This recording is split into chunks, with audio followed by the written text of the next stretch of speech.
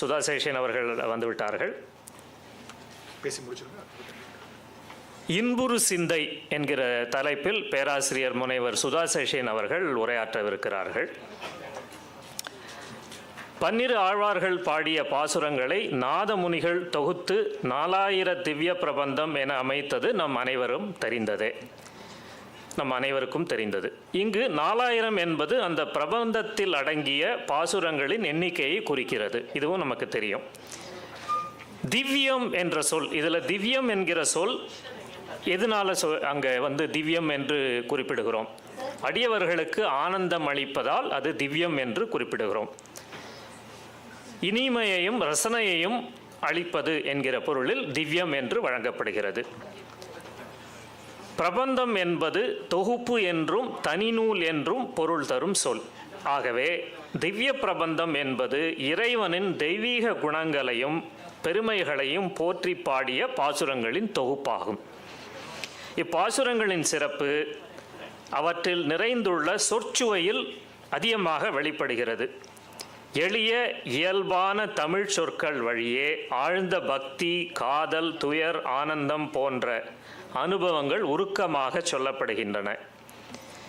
இலக்கிய அலங்காரங்கள் மிகையில்லாமல் கலந்ததால் பாசுரங்கள் பாடலாக கேட்டாலும் வாசித்தாலும் மனதில் இனிமையாக தங்குகின்றன. வடமொழி வேதங்களுக்கு இணையாக தமிழில் அமைந்த இம்மகத்தான பாசுர தொகுப்பை திராவிட வேதம் என்றும் அழைப்பர். இப்போ நம்ம இந்த உரையிலையும் சொன்னார், வேதம் தமிழ் செய்த மாறன் என்று. தெய்வீக அர்த்தமும் சொற்சுவையும் ஒருங்கே அமைந்ததால் ஆழ்வார் பாசுரங்கள் தலைமுறையாக அடியவர்களின் உள்ளத்தில் நிலைத்திருக்கும் ஆன்மீக செல்வமாக விளங்குகின்றன. நமது முனைவர் பேராசிரியர் சுதா சேஷன் இந்த அரங்கில் இருக்கும் நமது பார்வையாளருக்கு அவருக்கான அறிமுகம் தேவையே இல்லை. இருந்தாலும் மரபு கருதி அறிமுகம் செய்ய வேண்டிய கடமை இருக்கிறது.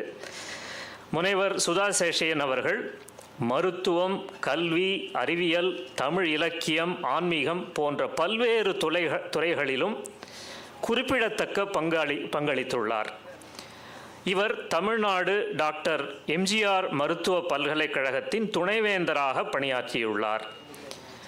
மருத்துவத்துறையில் கற்பித்தலிலும் நிர்வாக மேலாண்மையிலும் 30 ஆண்டுகளுக்கும் மேலான அனுபவம் கொண்டவர். சென்னை மருத்துவக் கல்லூரியில் உடற்கூறியல்னா என்ன? அனாட்டமி. உடற்கூறியல் பிரிவின் தலைவராகவும் பேராசிரியராகவும் பணிபுரிந்துள்ளார். செம்மொழி தமிழாய்வு மத்திய நிறுவனத்தில் துணைத் தலைவராக பதவி வகித்து வருகிறார். இப்போது தமிழ் இலக்கியத்திலும் ஆன்மீகத்திலும் எண்ணற்ற சொற்பொழிவுகள் ஆற்றியுள்ளார். நம்மளே நிறைய யூடியூப்பில் பார்த்துருக்கலாம். தமிழிலும் ஆங்கிலத்திலும் பல நூல்கள் மற்றும் கட்டுரைகளை வெளியிட்டுள்ளார். வடமொழியிலும் தேர்ச்சி பெற்றவர்.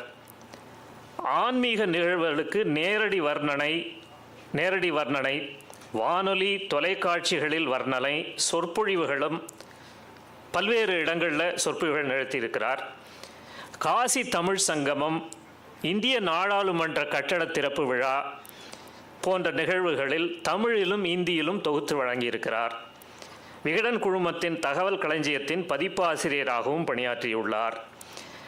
ஞான தமிழ்வாணி, அருள்மொழி அரசி போன்ற பல பட்டங்களையும், பாரதி இலக்கிய செல்வர், கேப்டன் சேஷாத்ரிநாதன் விருது, சுதாச்சார வர்ஷினி என பல விருதுகளையும் பெற்றுள்ளார்.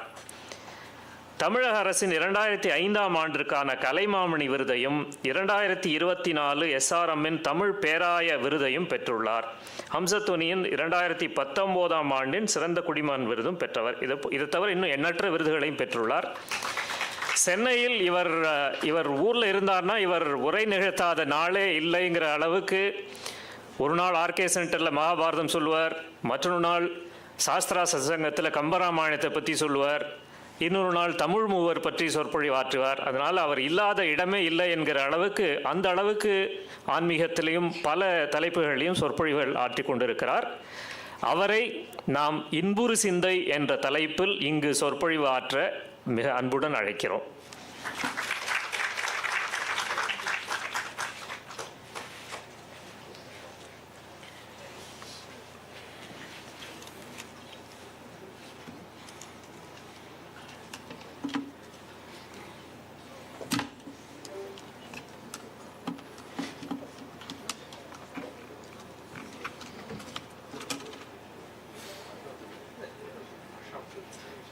நிறைய இருக்கும். இது இல்லை. அதான் அதான் அது மட்டும் தானே? அது அது இன்னொன்று இருக்குது. இந்த ரெண்டு எடுத்து போக்குள்ள சேர்க்குறேன். This one also.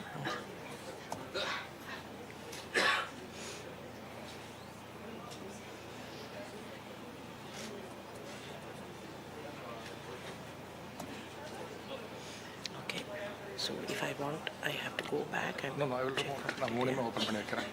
உங்களுக்கு ஃபர்ஸ்ட் இதான் வேணுமா? நான் மூணையும் ஓப்பன் பண்ணி வைக்கிறேன்.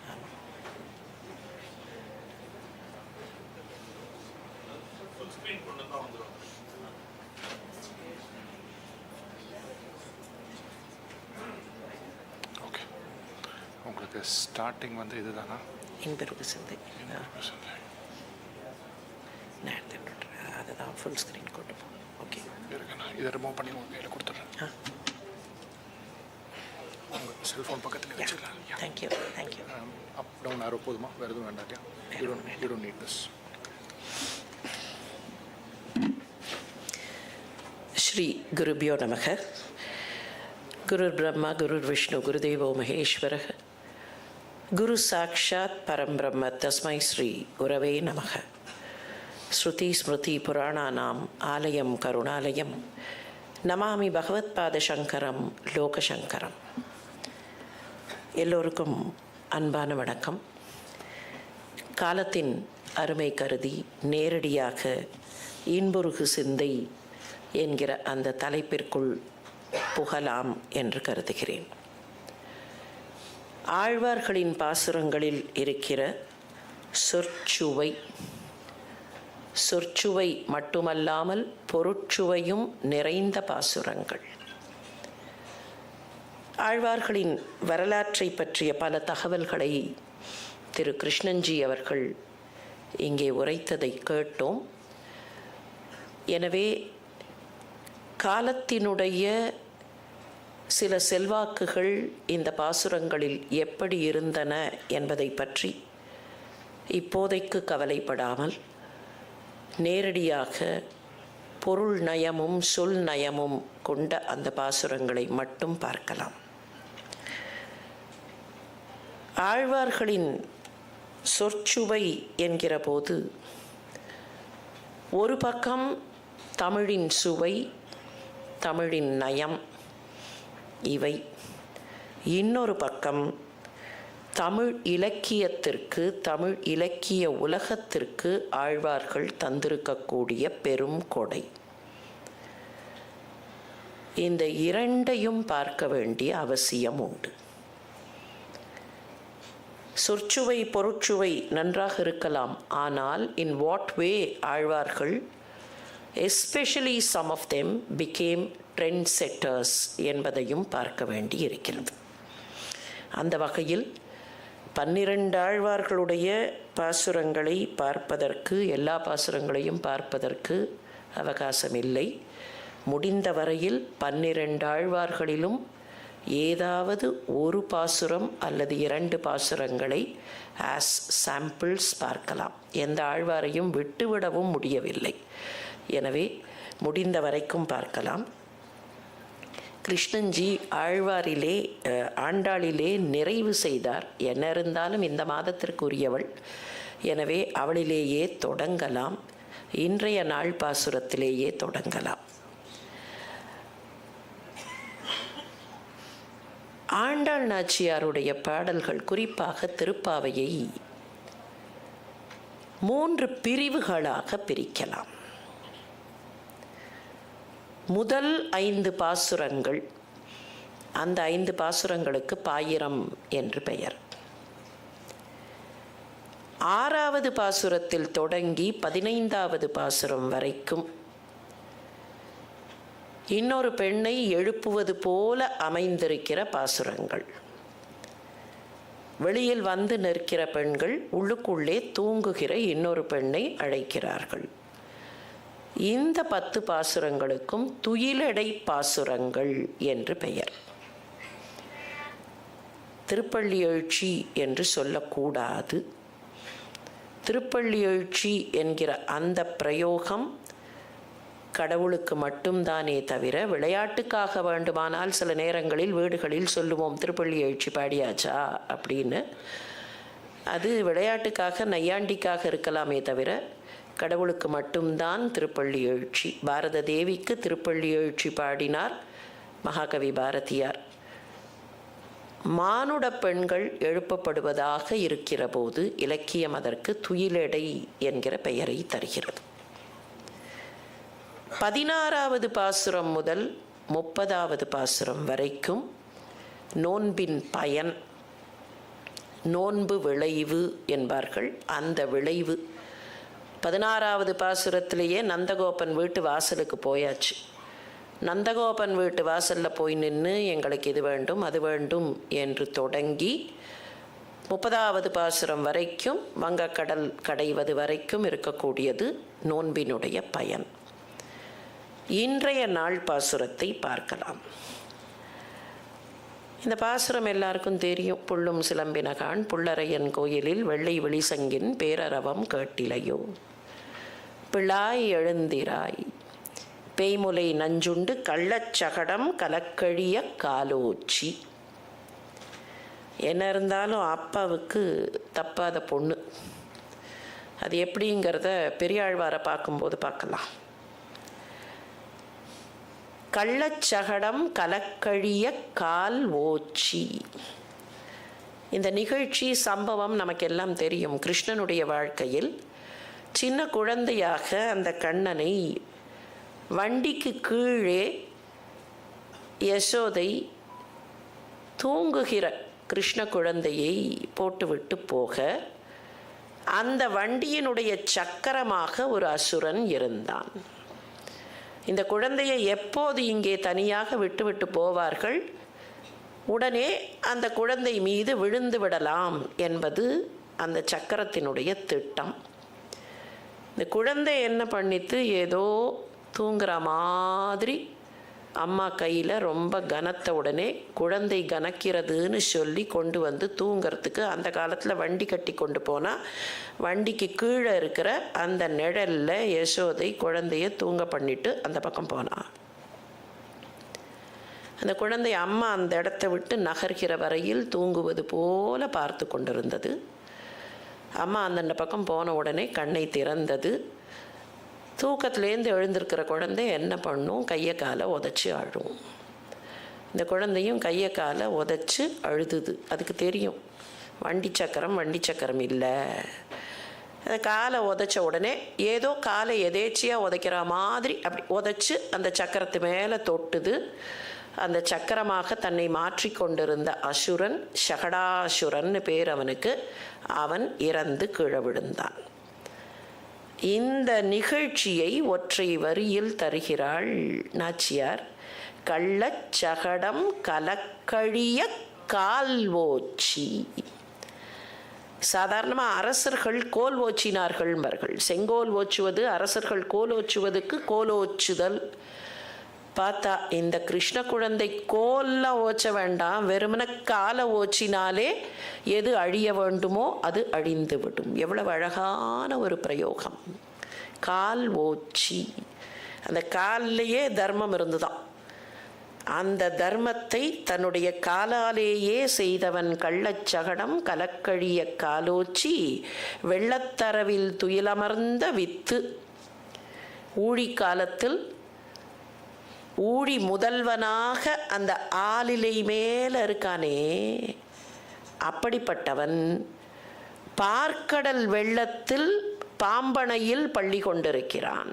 அவன் யாருன்னு கேட்டால் எல்லாவற்றுக்கும் மூல காரணமாக இருப்பவன், வித்தாக இருப்பவன். He is the seed. அந்த சீட்லேருந்து தான் entire universe will come out. அந்த வித்து வெள்ளத்து அறவில் துயில் அமர்ந்த வித்து. வெள்ளத்தரவில் துயில் அமர்ந்த வித்துன்னு சொல்லும்போது பார்க்கடல்ல பாம்பனை மீது பள்ளி கொண்டிருப்பவன்னு தான் அர்த்தம் வரும்.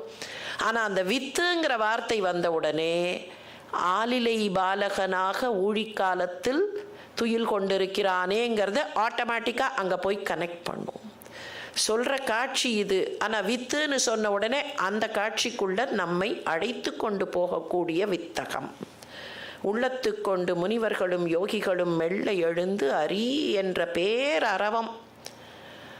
அந்த இளம் காலை பொழுதுல யோகிகள் எழுந்து ஹரி அப்படின்னு சொல்கிறது கூட பெரிய சத்தமாக கேட்டுதான். நீங்கள் யோகிகள் மைக்க முழுங்கின மாதிரி சத்தம் போட்டு பேச மாட்டார்கள். மிக மிக மென்மையாக அந்த சொல்லுக்கு கூட வலிக்கக்கூடாது என்று பேசக்கூடியவர்கள் தான் முனிவர்களும் யோகிகளும். ஆனால் அவர்கள் சொல்கிற அந்த ஹரிங்கிற திருநாமம் அது அதிகாலை பொழுதுங்கிறதுனால சுற்றி நிசப்தமாக இருக்கும்போது அது கூட பெரிய சத்தமாக கேட்கிறதே. நீ தூங்குகிறாயே, உள்ளம் புகுந்து குளிர்ந்து அந்த பெரிய சத்தம். சாதாரணமாக பெரிய சத்தம் காதில் கேட்டுதுன்னா எப்படி இருக்கும்? பெருசாக ஒரு சத்தம் கேட்குறதுன்னு வச்சுப்போம், நம்ம எப்படி ரியாக்ட் பண்ணுவோம்? அதுக்கு காதை பொத்தின்னு காது நாராசமாக இருக்குமோ.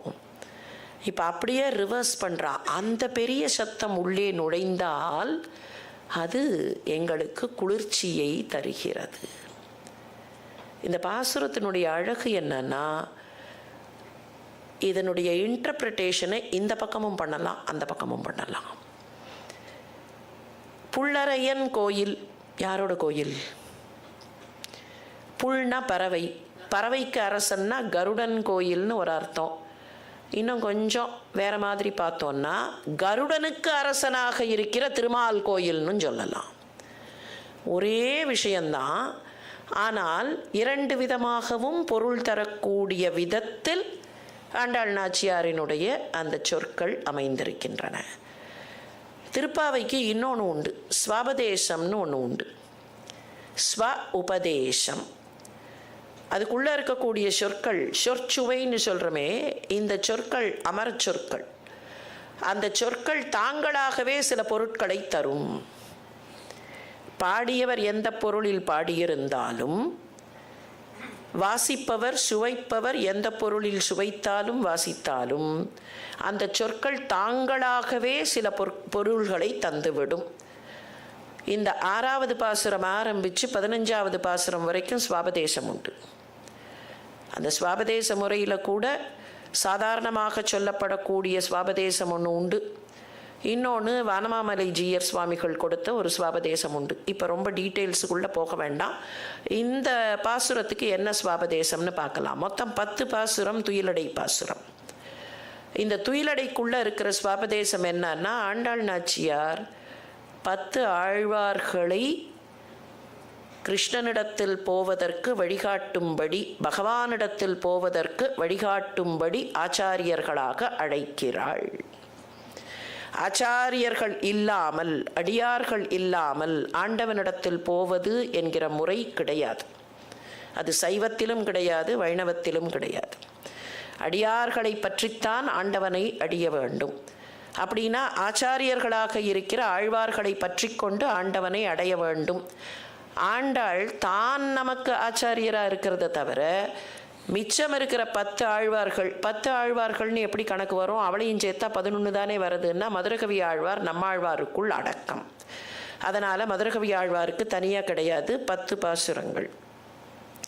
இந்த பாசுரம் யாரை ஸ்வாபதேசமாக உணர்த்துகிறது என்றால், ஆண்டாள் நாச்சியாரினுடைய திருத்தகப்பனாராக இருந்த பெரியாழ்வாரை உணர்த்தக்கூடிய பாசுரம்னு கணக்கு. இதுக்கு எங்கெல்லாம் அந்த சொற்கள் தாங்களாகவே சில உபதேசங்களை நமக்கு தருகின்றன. புல்லரையன் கோயில், புல்லரையன்கிறது கருடன். விஷ்ணு ரதோம்சம், ஆனி ஸ்வாதிஜம் விஷ்ணு ரதோம்சம்ங்கிறது தான் பெரியாழ்வாருக்கான ஸ்லோகம். ஆனி மாதத்து சுவாதி நட்சத்திரத்தில் தோன்றியவர், விஷ்ணு ரதமான கருடனின் அம்சமாக தோன்றியவர். அதனால் கருடனை குறிப்பிடுவது பெரியாழ்வாரை குறிப்பிடும். பிள்ளாய், பிள்ளைத்தனமாக இருந்தவர். ஸ்ரீவச்சன பூஷணம்னு ஒரு நூல் இருக்குது. அதில் ஒரு வரி வரும், அஞ்ஞானத்தினாலே அடிக்கழஞ்சு பெறும். இந்த பிள்ளைத்தனம்னா என்ன? பேதமைத்தனம். பிள்ளைத்தனம்னா a kind of ignorance, இன்னசென்ட்டாக இருக்கிற ignorance. பகவானுக்கு எங்கேயாவது கண்ணுப்படுமா? பகவானுக்கு கண்ணுப்படுமா? ஆனால் மதுரை மாநகரத்து வானவீதியில் அந்த பெருமாளை தரிசித்த உடனே பல்லாண்டு பல்லாண்டுன்னு யாரோ கண் திருஷ்டி போட்டுடுவார்கள்னு பல்லாண்டு பாடினாரே, அப்போ எவ்வளவு அஞ்ஞானம் அவருக்கு இருந்திருக்கணும். ஆனால் அந்த அஞ்ஞானம் தான் அவர்கிட்ட பெருசு. அந்த பிள்ளைத்தனத்தை கொண்டவர் பிள்ளாய். பேய்முலை நஞ்சுண்டு கள்ளச்சகடம் கலக்கழிய காலோச்சி வெள்ளத்தரவில் துயிலமர்ந்த வித்து, இதெல்லாம் கிருஷ்ணாவதார விஷயங்கள். கிருஷ்ணாவதாரத்தை அதிகமாக பாடியவர், தன்னையே யசோதையாக மாற்றிக்கொண்டு அந்த கிருஷ்ண குழந்தையை தொட்டிலில் போட்டு தாலாட்டியவர் பெரியாழ்வார். பிள்ளைத்தமிழ் பிள்ளைத்தமிழ்னு ஒன்று பின்னால் வரும்.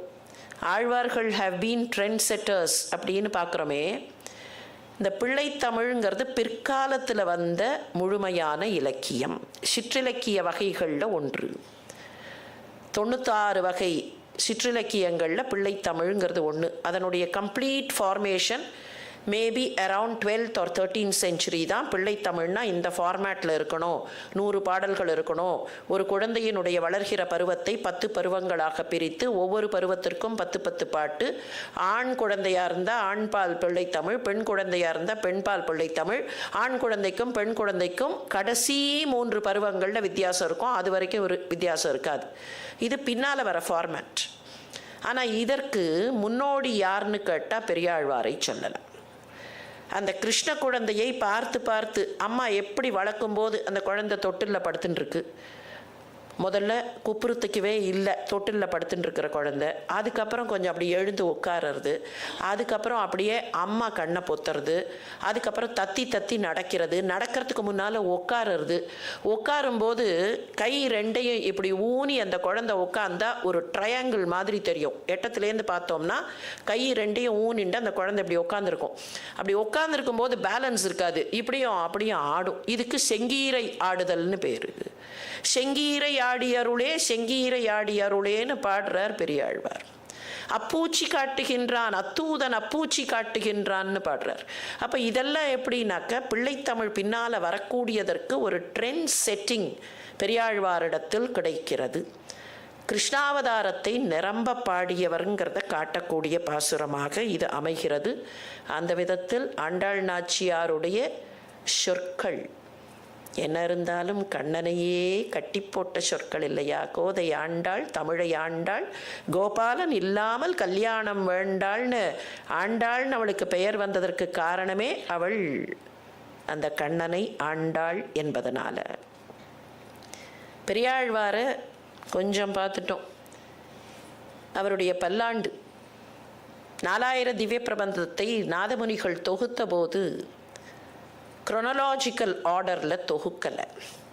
4 வேதங்கள் அப்படிங்கிற கணக்கை வச்சுட்டு மொத்தமாக இருக்கக்கூடிய பாசுரங்களை 4 குரூப்பாக பிரிக்கலாம்னு பார்த்தார். 4000 வெறும் பாசுரங்களை மட்டும் எடுத்து பார்த்தோம்னா 4000 வராது. இட் ஹஸ் பீன் டாப்ட் அப். 3667 பாசுரங்கள் தான் உண்டு. அந்த 3667 பாசுரங்களையும் 4 குரூப்பாக பிரிக்கிறார். அதுக்கப்புறம் எப்படி எப்படியோ டாப் அப் பண்ணார்கள். ஒவ்வொரு விதமாக அந்த டாப்பிங் அப் நடந்தது. முதல்ல மதுரகவி ஆழ்வார் பாசுரங்கள் கிடையாது, அதுக்கப்புறம் தேசிகர் அதை சேர்க்கிறார். இந்த மாதிரி நிறைய அதில் வேறுபாடுகள்லாம் உண்டு. ஆனால் என்ன பண்ணினார்னா, முதல்ல இதை தொகுத்த போதே முதல்ல கொண்டு போய் பெரியாழ்வார்த்தை வச்சார். 1000 தான் நிறைய ஆழ்வார்களுடைய பாசுரங்கள் இருக்கும். பெரியாழ்வார் குரோனலாஜிக்கலி கொஞ்சம் முன்னால் அந்த வரலாற்று செய்திகளை பார்த்தோம். குரோனலாஜிக்கலி பெரியாழ்வார் முதல்ல இல்லை. எதுக்காக அவருடைய பாசுரங்களில் முன்னால் கொண்டு போய் வைக்கிறார்னா, முக்கியமான காரணம் இந்த பல்லாண்டு தான்.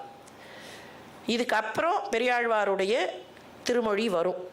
முதல்ல பல்லாண்டு, அதுக்கப்புறம் பெரியாழ்வார் திருமொழின்னு அது கண்டினியூ ஆகும். பல்லாண்டுங்கிறது இஸ் ஈக்குவலன்ட் டு பிரணவம். எப்படி எந்த மந்திரமாக இருந்தாலும் எந்த வேத ரிக்காக இருந்தாலும் ஓங்கார பிரணவத்தில் தான் அந்த மந்திரம் தொடங்குகிறதோ அந்த ஓங்காரமாக இருப்பது பல்லாண்டுன்னு கணக்கு. ஓங்கார ஸ்வரூபமாக இருப்பது பல்லாண்டு. பல்லாண்டு பல்லாண்டு பல்லாயிரத்தாண்டு பல கோடி 100,000 மல்லாண்ட தின்தோள் மணிவண்ணா உன் சேவடி செவ்வி திருக்காப்பு. குழந்தைக்கு காப்பு போடுவார்கள். அவரவர்கள் வழக்கப்படி 7ஆம் நாள்லேருந்து ஆரம்பித்து அவரவர்கள் காப்பு போடுவார்கள். எதுக்கு காப்பு? இந்த குழந்தைக்கு திருஷ்டி வரக்கூடாது. இப்போது அந்த கிருஷ்ண குழந்தைக்கு திருமால் மகாவிஷ்ணுங்கிற குழந்தைக்கு காப்பு போட்டார். அப்பா உனக்கு காப்பு போடுறேன், யாராவது கண்ணு போட்டுட்டா என்ன பண்ணுறது? அதுக்கப்புறம் என்ன சொல்கிறார் பாருங்கள், எப்படி பல்லாண்டு பாடுறார். உனக்கு பல்லாண்டு வெறும்னா ஒரு பல்லாண்டு இல்லை, பல்லாண்டு பல்லாண்டு பல்லாயிரத்தாண்டு பல கோடி நூறாயிரம், எத்தனை ஜீரோ போடுறதுன்னே தெரியல, அவ்வளோ போயிட்டே இருக்கு.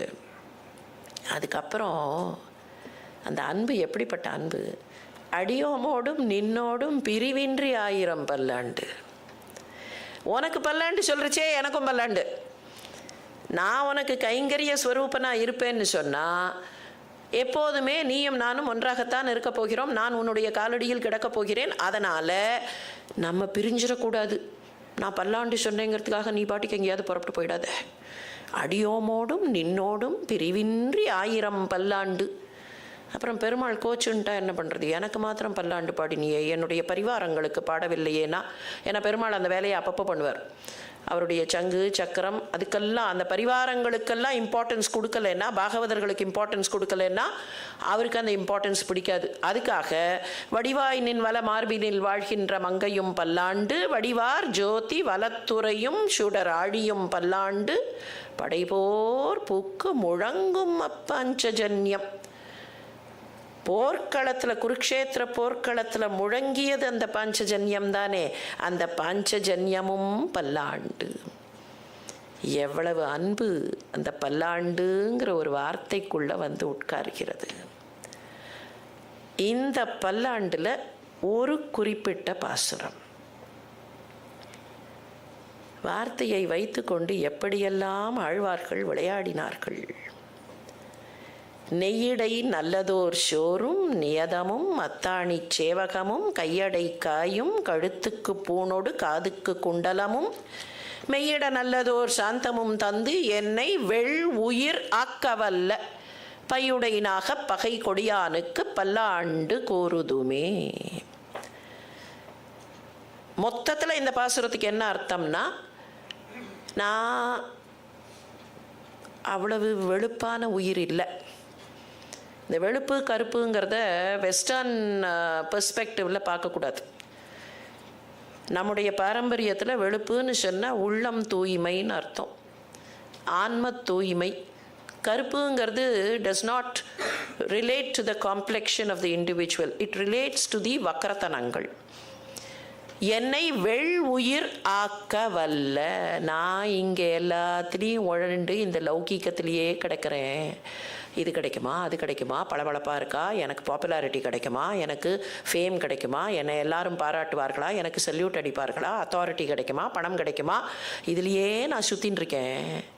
இந்த கருப்பிலிருந்து எனக்கு வேண்டியதை கொடுத்து மெல்ல என்னை ஆன்ம தூய்மைக்கு எடுத்துக்கொண்டு போகக்கூடிய பெருமாள். அதுதான் வெள் உயிர். நான் என்ன உயிர்னா, நான் வெள் உயிராக இருக்க வேண்டும். என்ன அழகான வார்த்தை, வெள்ளுயிர். எள்ளில் தான் சொல்லுவார்கள் வெள்ளை எள்ளு கருப்பு எள்ளுன்னு. நான் வெள் உயிராக இருக்க வேண்டும், வெள்ளுயிராக்க வல்ல. அதில் கூட எப்படியா அப்பாவும் பொண்ணும் சில விஷயங்களை எப்படி பார்த்தார்கள்ங்கிறது அந்த வார்த்தைகள்லேயே தெரியும். அவள் 27ஆம் நாள் கூடாரவல்லியில் ஒன்று சொல்ல போகிறா. பால் சோறு மூட நெய் பெய்து முழங்கை வழிவாரன்னா. அம்மா, கையில் நெய் வழிகிற அளவுக்கு நெய்ன்னு சொன்னால் அந்த நெய் எந்த பதத்தில் இருந்திருக்கும்? பால் சோறு மூட நெய் பெய்து அதை எடுத்த உடனே கையில் அந்த முழங்கையில் நெய் வர வேண்டும். அவள் அப்படி சொன்னான். அவள் அப்பா எப்படி சொல்கிறார், நாமெல்லாம் சோறு போட்டு சோத்துக்கு நடுவில் தான் நெய் ஊற்றுவோம் இல்லையா? அவர் இல்லை, நெய்யிடை நல்லதோர் சோறு. எனக்கு அவ்வளவு வசதிகளையும் அவ்வளவு பெருமைகளையும் இந்த லௌகீகத்தில் எல்லாவற்றையும் தருகிற பெருமாள் இந்த லௌகீகத்திலிருந்து என்னை மேலே எடுத்து வெள்ளுயிர் ஆக்கவல்ல. சரி, அந்த கடைசி வரிய பாருங்களேன். பையுடைனாக பகை கொடியானுக்கு பல்லாண்டு கூறுதுமே. திருவாளர் பெரியாழ்வார் அவர்களே இதை நேரடியாக சொன்னால் எங்களுக்கு புரியாதா? நாங்கள் இப்படியே மூக்கை தொடுறதுக்கே கஷ்டப்படுறோம், எங்களை இப்படி கையை சுத்த சொன்னால் நாங்கள் என்ன பண்ணுவோம்? நீங்கள் யாருக்கு பல்லாண்டு சொல்கிறீர்கள்? பெருமாளுக்கு பல்லாண்டு. அவர் யாரு? கருடத்வஜன். அவ்வளவுதானே. கருடக்கொடியானுக்கு பல்லாண்டுன்னு சொல்ல வேண்டியது தானே. பின்னால் வந்த ஒருத்தர் சொன்னாரா இல்லையா, உத்திஷ்ட உத்திஷ்ட கோவிந்த உத்திஷ்ட கருடத்வஜ, அவ்வளவுதானே. இதை எதுக்கு இப்படி சுத்துகிறீர்கள்? பையுடை நாக பகை கொடியானுக்கு பல்லாண்டு. கொடியான்னா கொடியை உடையவன் கொடியான். இன்னைக்கு இருக்கிற மாதிரி இல்லை. கொடியான்னா கொடுமை செய்பவன் அர்த்தம் இல்லை. கொடியை உடையவன் கொடியான். பையுடை நாகம், படமெடுக்கிற நாகம், அந்த நாகத்திற்கு பகையாக இருக்கிற கருடன், அந்த கருடனை தன்னுடைய கொடியில் கொண்டவனுக்கு பல்லாண்டு.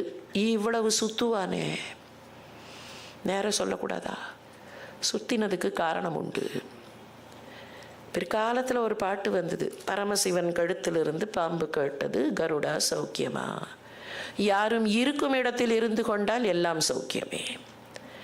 இப்போ பெருமாள் கிட்ட கருடன் ரெடியாக நிற்கிறது, பெருமாள் படுத்துன்னு இருக்கிறது நாகத்துக்கு மேலே. ரெண்டும் இயற்கையில் நம்முடைய கணக்கில் எதிரிகள், பகைவர்கள். ஆனால் ரெண்டும் அவர்கிட்ட பேசாமல் இருக்கு. என்ன பொருள்? இதை ரொம்ப சாதாரண பெர்ஸ்பெக்டிவில் பார்த்தா, உலகத்தில் இன்பமும் துன்பமும் அருகருகேதான் இருக்கும். எனக்கு இன்பம் மாத்திரம் இல்லை, துன்பம் வந்தால் அந்த துன்பமும் இறைவன் கொடுத்தது தான், இறைவன் எனக்கு கொடுத்த கொடைதான். இன்பமும் துன்பமும் எப்படி கருடனும் பாம்பும் பக்கத்தில் பக்கத்தில் இருக்கோ அப்படித்தான் இருக்கும். மேடுன்னு ஒன்று இருந்தால் பக்கத்தில் பள்ளம் இல்லைன்னா மேடே இருக்காது. இது லௌகீகம் பெர்ஸ்பெக்டிவில். ஃபிலசாபிக்கல் பெர்ஸ்பெக்டிவில் பார்த்தா பகவான்கிட்ட எல்லாம் ஒன்று தான். பின்னால் விராதன் சொல்லுவான், நீ பார்க்கடலில் இருக்க, ஒன்றுத்துக்கு ஒன்று ஒத்து வராத பஞ்சபூதங்கள் உங்ககிட்ட மாத்திரம் எப்படி ஒத்து வருது? சாதாரணமாக என்ன பண்ணுவோம், எங்கேயாவது நெருப்பு பற்றி எரிஞ்சால் தண்ணியை கொட்டுவோம், அப்போ நெருப்புக்கு தண்ணி எதிரின்னு அர்த்தம். ஆனால் உங்ககிட்ட மட்டும் எல்லா பூதங்களும் அடங்கி போய் கிடக்கின்றனவேனா, சர்வமும் நீதான் அப்படிங்கும்போது உங்ககிட்ட எல்லாம் அடக்கம். அந்த ஒத்த வரியில் இங்கே இருக்கிற பெர்ஸ்பெக்டிவில் ஆரம்பித்து ஃபிலசாபிக்கல் பெர்ஸ்பெக்டிவ் வரைக்கும் போகக்கூடிய தன்மை. என்னதான் இருந்தாலும் முதலாழ்வார்கள் அவர்கள்தானே தொடக்கம். அந்த தொடக்கத்துக்கு போவோம். பொய்கை ஆழ்வார், இந்த பாசுரம் எல்லாருக்கும் தெரியும். வையம் தகழியா வார்கடலே நெய்யாக. இந்த ரெண்டு பாசுரம், பொய்கை ஆழ்வாருடைய பாசுரமும் பூதத்தாழ்வாருடைய பாசுரமும் ஒன்றுத்துக்கு ஒன்று கொஞ்சம் கான்ட்ரரியாக இருக்கும். இது வையம் தகழியா வார்கடலே நெய்யாகனும், அது அன்பே தகழியா ஆர்வமே நெய்யாக இன்புருகு சிந்தை. அந்த இன்புருகு சிந்தை தான் இங்கே வந்திருக்குன்னு நினைக்கிறேன் இன்னைக்கு தலைப்பா. ஒன்று வெளியில் இருக்கிற பொருட்களை எல்லாம் எடுத்து விளக்கேற்றுவது, இன்னொன்று உள்ளுக்குள்ளே இருப்பதையே எடுத்து விளக்கேற்றுவது. இதை சித்தாந்தத்தில் சொல்லும்போது பரபக்தி பரமபக்தி அப்படின்னு எல்லாம் பிரிப்பார்கள். இப்போ அந்த டீட்டெயில்ஸுக்குள்ளே போக வேண்டாம். வெளியில் இருக்கக்கூடிய பொருட்கள் அவற்றையெல்லாம் இறைவனாக பார்க்கிற தன்மை, அந்த தன்மை வந்த உடனேயே அடுத்த ஸ்டேஜ் என்ன வரும்? பரஞானம் வரும். பரபக்தியிலிருந்து பரஞானம் வரும். வெளியில் இருக்கிறதெல்லாம் கடவுள்னு பார்க்கும்போது அந்த பக்குவம் வந்தாச்சுன்னா ஆட்டோமேட்டிக்காக அதுக்கு அடுத்தது உள்ளுக்குள்ளே அந்த இறைவனை அனுபவிப்பது. அந்த பக்குவமும் வந்தாச்சுன்னா எல்லா இடத்துலையும் கடவுள் கண்ணுக்கு தெரிவார். இதுதான் முதலாழ்வார்கள். ஒருத்தர் வெளியில் இருக்கிறதெல்லாம் வைத்து விளக்கேற்றினார், ஒருத்தர் உள்ளுக்குள்ளே இருக்கிறத வச்சு விளக்கேற்றினார். இந்த ரெண்டு பேரும் விளக்கேற்றினதை வச்சு மூணாவது இருப்பவர் நான் பார்த்து விட்டேன் அப்படின்னார். அந்த கொஞ்சம் கொஞ்சமாக எவல்யூஷன் ஆஃப் பரபக்தி, பரஞானம், பரமபக்தி, அதுதான் அந்த முதலாழ்வார்கள். வையம் தகழியாக வார்கடலே நெய்யாக விளக்கேற்றினாரா இல்லையா? அவர் ஒரு கேள்வி கேட்குறார் பாருங்கள். நான் முதலையே சொன்ன மாதிரி எல்லா இங்கேயே செலக்டட் பாசுரம்னு சொன்னால் கூட அந்த செலக்டட் பாசுரங்கள்லேயும் எல்லாத்தையும் பார்ப்பதற்கான கால அவகாசம் இல்லை.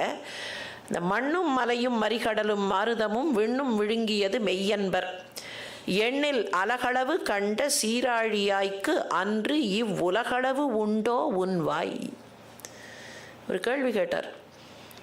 எப்பா, உன்னை வாயை திறக்க சொன்னபோது 7 14 லோகமும் அதுக்குள்ளே தெரிஞ்சுதாமே, உண்மைதானா? கண்ணன் பதில் சொல்லி இருந்திருக்கணும், ஆமாம், உமக்கு என்ன சந்தேகம், நிஜமாவா 7 14 லோகமும் உள்ளே இருந்ததா? ஆமாம் இருந்தது. மண்ணும் மலையும் மறிகடலும் மாருதமும் அட்மாஸ்பியரும் சேர்ந்து தான் போயிருந்துருக்கணும். எல்லாம் சேர்த்து விண்ணும் விழுங்கியது. மண்ணில் இருக்கிற மலைனா மண்ணில் இருக்கிற நீர் எல்லாம் சேர்ந்து, மறிகடல், காற்று, நெருப்பு, வானம் எல்லாத்தையும் சேர்த்து முழுங்கிட்டியாமே. விழுங்கியது மெய் என்பர். எனக்கு முன்னால் வந்த ஆச்சாரிய பெருமக்கள் எல்லாம் சொன்னார்கள், நீ எல்லாத்தையும் விழுங்கிட்டேன்னு சொன்னார்கள். யசோதை வேற அதை தேடி பார்த்துட்டு நிஜமாவே வாய்க்குள்ள 14 தெரிஞ்சுது அப்படின்னு யசோதை வேற அவ ஃபர்ஸ்ட் ஹேண்ட் இன்ஃபர்மேஷன் வேற சொல்லிட்டா. இதெல்லாம் கரெக்டு. ஆனால் எனக்கு ஒரு சின்ன சந்தேகம். எண்ணில் அலகு அளவு கண்ட சீர் ஆழியாய், எண்ணி பார்த்தா இதனுடைய டைமென்ஷன்ஸ் என்ன? டைமென்ஷன்ஸ் எல்லாம் எண்ண ஆரம்பித்தா எவ்வளோ பெருசு, எவ்வளோ லெங்க்த்து, எவ்வளோ பிரெத்து, எவ்வளவு ஹைட்டு. நீ எடுத்து சாப்பிட்டது ஒரு சின்ன கவளம்னா ஏதோ டைமென்ஷன் சொல்லலாம். நீ எடுத்து சாப்பிட்டது இவ்வளோ மொத்தமுமா? இந்த மொத்தத்தையும் சாப்பிட்டியாமே. எனக்கு நீ மொத்தத்தையும் சாப்பிட்டதில் ஒன்றும் சந்தேகம் இல்லை, இவ்வளோ பெருசெல்லாம் நீ சாப்பிட்டதில் சந்தேகம் இல்லை. அப்படின்னா அன்னைக்கு உன்னோட வாய் எவ்வளோ பெருசாக இருந்தது? இப்போ கேள்வி அதுதான். எண்ணில் அலகு அளவு கண்ட சீராழியாய்க்கு அன்று இவ்வுலகளவும் உண்டோ உன் வாய்? இந்த 7 14 லோகத்து அளவுக்கு உன் வாய் பெருசாக இருந்தது. நாங்கள் பார்க்குறச்சே வாய் சின்னதாக தானே இருக்குது. அப்படின்னா அவ்வளோ பெரிய வாய் எப்பப்பா இருந்தது அப்படின்னு அந்த குழந்தையிடத்தில் கொஞ்சுவது போல கேட்கிறாரே, அந்த சொல்லின் அழகு எப்பேற்பட்ட அழகு! அன்பே தகளியாக ஆர்வமே நெய்யாக இன்புருகு சிந்தை ஈடு திரியாக. அந்த வரி ரொம்ப அழகான வரி. இன்புருகு சிந்தை. அவர் விளக்கேற்றின போது திரியே போடலை. வையம் தகளியா வார்கடலே நெய். இந்த உலகம் அகலாச்சு, அதில் கடலை எடுத்து நெய்யாக ஊற்றியாச்சு. வெய்ய கதிரோன் வந்துட்டான், அதனால எனக்கு திரி போட வேண்டிய அவசியமே இல்லை. இப்போ இவர் திரி போட்டார். இன்புருகு சிந்தை ஈடு திரியா.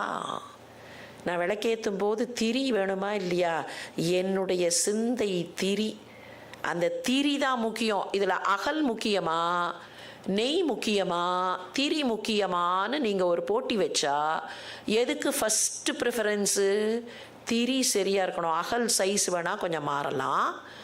உங்கள் நெய் அதனுடைய விஸ்காசிட்டியோ இல்லை அதனுடைய பிராண்டோ அதனுடைய வெரைட்டியோ கூட கொஞ்சம் மாறலாம். ஆனால் அந்த திரி கரெக்டாக இருந்ததுன்னா அது அழகாக எரியும். அதனால தான் தூண்டும்போது விளக்கை தூண்டுவதற்கு தூண்டுகோல் திரியைத்தான் தூண்டும். என்னுடைய சிந்தனையை திரியாக வைத்து அந்த திரி எரியும். விளக்கு எரிய எரிய என்னாகும்? திரி இஸ் லாஸ்ட். நெய்யும் குறைந்து போகும்னா கூட திரி இஸ் கம்ப்ளீட்லி லாஸ்ட். திரிங்கிற ஐடென்டிட்டியே போயிடும். உனக்கு நான் விளக்கேற்றி விட்டால் நான்கிற அந்த தனியான ஐடென்டிட்டி, அந்த அகங்காரம் வேண்டாம். என்னோட ஐடென்டிட்டி போய் நான் உன் காலடியில் கிடக்க வேண்டும். இன்புருகு சிந்தை இடு திரியா. 3ஆம் அவர் பார்த்துட்டே என்னார். திருக்கண்டேன் பொன்மேனி கண்டேன், திகழும் அருக்கன் அணிநிறமும் கண்டேன், செருக்கிளரும் பொன்னாழி கண்டேன், புரிசங்கம் கை கண்டேன், என்னாழி வண்ணன் பால் இன்று. 3 பேர் நின்னார்கள். 4ஆம் அவர் யாருன்னு கேள்வி கேட்டால் 4 5 பேர்னார். இவர் தான் 4. எங்க 4? இந்த கருப்பாவத்தர் இருக்கார் 4. அவரே என் கண்ணுக்கு தெரியணும்னா எப்படி தெரியும்? நீங்கள் இப்போ கற்பனை பண்ணி பாருங்கள், விஷுவலைஸ் பண்ணுங்கள் அந்த வார்த்தைக்குள்ளே இருக்கிற ஒரு ட்ராமாட்டிக்ஸை. 3 பேர், அவர்களுக்குள்ள இட நெருக்கடி. யாருன்னு தேடுகிறார்கள். 2 பேர் விளக்கேற்றியாச்சு. 3ஆம் அவர் பார்க்கிறார். இப்போ விளக்கேற்றின உடனே முதல்ல தெரிஞ்சிருக்கணும் கண்ணுக்கு 4ஆம் அவர். இவர் என்ன சொல்கிறார்? எனக்கு அவர் கண்ணுக்கு தெரியல, அவர் மேலே இருக்கிற வெளிச்சம் கண்ணுக்கு தெரிஞ்சுதுன்னார். ஒரு பொருள் மேலே வெளிச்சம் இருந்தால் தான் அந்த பொருள் நமக்கு கண்ணுக்கு தெரியும். அந்த பெருமாள் கண்ணுக்கு தெரியல. முதல்ல அவருடைய மார்பில் பளபளா பளபளா பளபளான்னு இருக்காளே அந்த மகாலட்சுமி, திருக்கண்டேன் பொன்மேனி கண்டேன், அவளுடைய வெளிச்சத்தினால் அருக்கன் அணிநிறமும் கண்டேன். அந்த அருக்கன் அவருடைய கருப்பு எப்போ தெரிஞ்சது தெரியுமா எனக்கு? அவளுடைய வெளுப்புனால தெரிஞ்சுது. சித்தாந்தத்தில் அவள் தான் புருஷகார பூத்தை இல்லையா? அந்த புருஷகார பூத்தைக்கான விளக்கத்தை அந்த 2 வரியில் கொண்டு வந்து வைத்தார் மயிலாப்பூர்காரரான பேயாழ்வார். அவருடைய சொற்செட்டு எப்படியெல்லாம் விளையாடியது என்பதை காட்டக்கூடிய பாசுரங்கள். இப்போ அவற்றுக்குள்ளே போக முடியாது. பெருமாள் திருமொழி பாசுரங்களுக்கு கடைசியில் வரலாம். அதை கொஞ்சம் விட்டுட்டு இப்போ இவர்கிட்ட போகலாம். திருமழிசை ஆழ்வார் ட்ரெண்ட் செட்டர் அப்படிங்கிறதுல இந்த ஆழ்வார் ஒரு முக்கியமான ட்ரெண்ட் செட்டர். திருச்சந்த விருத்தம், நான்முகன் திருவந்தாதி, இன்றைக்கு நமக்கு கிடைத்திருக்கக்கூடிய மழிசைபிரானுடைய பக்திசாரருடைய பாசுரங்களில் இந்த 2 செட்டு தான். மிச்சதெல்லாம் காவேரியில் போயிட்டுதுன்னு கணக்கு. அவர் தூக்கி போட்டுட்டார். He was not bothered. வார்த்தையிலிருந்து என்ன பிரயோஜனம், மேனுஸ்கிரிப்டில் இருந்து என்ன பிரயோஜனம், மனசில் இருக்க வேண்டிய விஷயம் எதுக்கு வார்த்தையில் இருக்கணும்னு தூக்கி போட்டுட்டார்னு கணக்கு. திருச்சந்த விருத்தம் தங்கிவிட்டது. ஆனால் தமிழ் இலக்கியத்தில் சந்த வகை செய்யுள்களுக்கான முன்னோடி திருச்சந்த விருத்தம்தான். முதல்ல அந்த சந்தத்தை சீக்வன்ஸுக்கு ஏற்ப வைத்து பாடக்கூடிய தன்மையை மழிசைபிரான் தான் கொண்டு வந்தார். அவருடைய திருச்சந்த விருத்தத்தின் முதல் பாசுரம் இது. பூநிலாய 5மாய் புனல் கண்ணென்ற 4மாய், தீநிலாய 3மாய் சிறந்த கால் 2மாய், மீநிலாய 1மாய் வேறு வேறு தன்மையாய், நீ நிலாய வண்ணம் நின்னை யார் நினைக்க வல்லரே. இதே சந்தம் தான் ரிப்பீட் ஆகிட்டே இருக்கும். சந்தத்தை நின்று நிதானமாக சுவைக்கக்கூடிய கால அவகாசம் இல்லை. ஆனால் this is a recap of the evolution of the பஞ்சபூதாஸ். இதே லைனை கொஞ்சம் சின்ன சின்ன வார்த்தை மாற்றங்களோட மாணிக்கவாசகரும் பாடுகிறார். பாரிடை 5ஆய் பரந்தாய் போற்றி, நீரிடை 4ஆய் நிகழ்ந்தாய் போற்றி, தீயிடை 3 வெளியிடை 2 வெளியிடை 1ன்னு சொல்லக்கூடியது இதே ரீகேப் தான். பூநிலாய 5மாய், பூமியில் 5 தன்மைகளாக, புனல் கண் நின்ற 4, நீரில் 4 தன்மைகள், தீநிலாய 3, நெருப்பில் 3 தன்மைகள், சிறந்த கால், கால்னா காற்று, காற்றில் 2 தன்மைகள். இந்த கால் கட்டுன்னு சொன்னால் கல்யாணம்னு நினச்சிட்டு இருக்கோம். கால் கட்டுன்னா மூச்சை கட்டுப்படுத்துறதுன்னு அர்த்தம். மீனிலாய தொன்றுமாகி, மேலே ஆகாசத்தில் ஒற்றைத்தன்மை. இப்போ ரிவர்ஸில் போனோன்னா அவர் இங்கேருந்து ஆரம்பிக்கிறார். ஆனால் ரிவர்ஸில் போனோன்னா முதல்ல தோன்றிய ஆகாசம் அதற்கு 1 குணம், அடுத்து தோன்றிய காற்று அதற்கு 2 குணங்கள், அடுத்து தோன்றிய அக்னி அதற்கு 3 குணங்கள், அடுத்து தோன்றிய நீர் அதற்கு 4 குணங்கள், கடைசியில் தோன்றிய நிலம் அதற்கு 5 குணங்கள்னு சொல்லி த எவல்யூஷன் ஆஃப் தி பஞ்சபூதாஸ் அதை காட்டக்கூடிய பாசுரம் இந்த பாசுரம். ஆனால் கடைசியில் ஒரு கேள்வி கேட்டார். நீ இந்த 5 மட்டும் இல்லை, வேறு வேறு தன்மையாகவும் இருக்கிறாய், உன்னை வார்த்தையில் எங்களால் எப்படிப்பா வர்ணிக்க முடியும்? அந்த சொல்லின் குறைபாடு என்னதான் சொன்னாலும் முழுசாக சொல்ல முடியாது. ஏன் தெரியுமா? நீதான். இந்த சொல் மொழிங்கிறதெல்லாம் நாங்கள் கண்டுபிடிச்சது. Man-made will always be imperfect. உன்னுடைய பர்ஃபெக்ஷனை எங்களுடைய வார்த்தைகளால் சொல்லிவிட முடியாது. நீ நிலாய வண்ண நின்னை யார் நினைக்க கூட முடியாது. யார் உரைக்க வல்லரேன்னு ஒரு பாடாந்திரம் உண்டு. யார் உரைக்க வல்லரும் முடியாது, யார் நினைக்க வல்லரும் முழுசாக ஒன்றை நினைக்க முடியுமா? முடியாது. வார்த்தைகளை வைத்துக்கொண்டு மிக அற்புதமாக விளையாடியவர் மழிசைபிரான். ஆனை காத்து ஓர் ஆனை கொன்று அன்றி ஆயர் பிள்ளையாய் ஆனை மேய்த்தி ஆனை உண்டி அன்று குன்றம் ஒன்றினால் ஆனை காத்து மையரிக்கண் மாதரார் திறத்து முன் ஆனை அன்று சென்றடர்த்த மாயம் என்ன மாயமே. ஒரே யானையாக வந்துட்டு இருக்குல்ல. ஆனை காத்து, கஜேந்திரன் என்கிற யானையை காத்தவன், ஓர் ஆனை கொன்றவன், குவலையா பீடத்தை கொன்றவன், அன்றி ஆயர் பிள்ளையாய் ஆயர்பாடியில் குழந்தையாய் ஆனை மேய்த்தி அங்க பசுக்கூட்டங்களை எல்லாம் மேய்த்தவன் ஆனை மேய்த்தவன் ஆ நெய் உண்டி அந்த பசுவினிடத்திலிருந்து கிடைக்கக்கூடிய நெய்யையும் பாலையும் வெண்ணையையும் சாப்பிட்றதுக்கு என்ன பாடுபடுத்தி எத்தனை பானையை உடைச்ச ஆனை உண்டி அன்று குன்றம் ஒன்றினால் கோவர்தனத்தை தூக்கி ஆனை காத்து. இந்த இடத்துல ஆனை என்னன்னா யானை இல்லை, இது ஆக்களான உயிர்கள், அந்த பசுக்கூட்டங்கள் ப்ளஸ் அந்த மக்கள் ஜீவன்களுக்கே பசுன்னு தானே பேரு. அந்த ஆனை காத்து மையரிக்கண் மாதரார் திறத்து நப்பின்னைய கல்யாணம் பண்ணிக்கணுங்கிறதுக்காக ஆனை அன்று சென்று அடர்த்த மாயம், அந்த 7 எருதுகளை அடர்ப்பதற்காக போனாயே அந்த மாயம் என்ன மாயமே. ஒரு ஆனையை வச்சுட்டு உலகத்தையே சுத்திட்டார். இது ரொம்ப அற்புதமான பாட்டு. அவருடைய சந்தம் சொன்னேனே, அந்த சந்தம் மேக்சிமம் வெளிப்படக்கூடிய பாட்டு இந்த பாட்டு. மழிசைபிரான் திருவரங்கத்திற்கு போனார். திருவரங்கத்திலே இருந்து அப்படியே காவிரிக்கரை ஓரமாக சில திவ்ய தேசங்களுக்கு போனார். அங்கேருந்து பொருணைக்கரைக்கு போய் பொருணைக்கரை திவ்ய தேசங்களை பாடிவிட்டு அதுக்கப்புறம் திரும்பி வந்து காஞ்சிபுரத்தில் செட்டில் ஆயிட்டார். இந்த திருவரங்கத்தை பற்றி பாடுறார். திருவரங்கம் யாரோட ஊர், இது யாரோட ஊர் அப்படின்னு கேட்டால் என்ன பதில் சொல்கிறது? இது ராமனோட ஊர்னர். இது ராமனுடைய ஊர், ரங்கநாத பெருமானுடைய ஊர். நான் ரங்கநாத பெருமானே அங்கேருந்து வந்தவர் தானே, அயோத்தியிலேருந்து வந்தவர் தானே, அதனால் இது யாருடைய ஊர்? இது ராமனுடைய ஊர். கொண்டை கொண்ட கோதை மீது தேனுலாவு கூனி கூன் உண்டை கொண்ட அரங்க ஓட்டி உள்மகிழ்ந்த நாதன் ஊர்.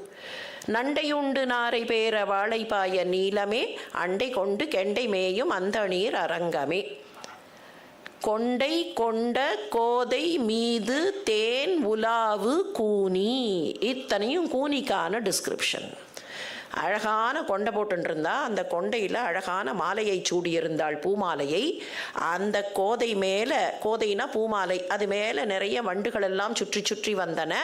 தேன் உலாவு கூனி, அந்த கூனியோட முதுகில் உண்டவில்ல அடிச்ச ராமன் இருக்கானே, உண்டை கொண்ட அரங்க ஓட்டி அந்த ராமன் இருக்கானே, அவன் உள் மகிழ்ந்த நாதன், அவன் தன்னுடைய உள்ளுக்குள்ளே மகிழ்ந்த ரங்கநாதன், அந்த ரங்கநாத பெருமாளுடைய ஊர்.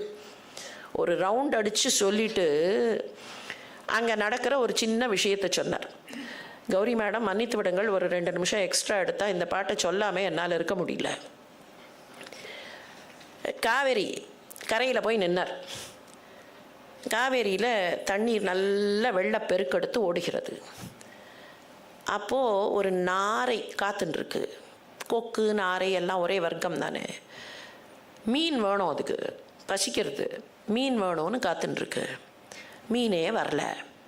சரி, கொஞ்ச நாளைக்கு ஏதாவது இப்போதைக்கு ஒரு ஸ்டார்டர் ஏதாவது கிடைக்குமா அப்படின்னு பார்த்துது. அங்கே ஒரு நண்டு அப்படி குதிச்சுது.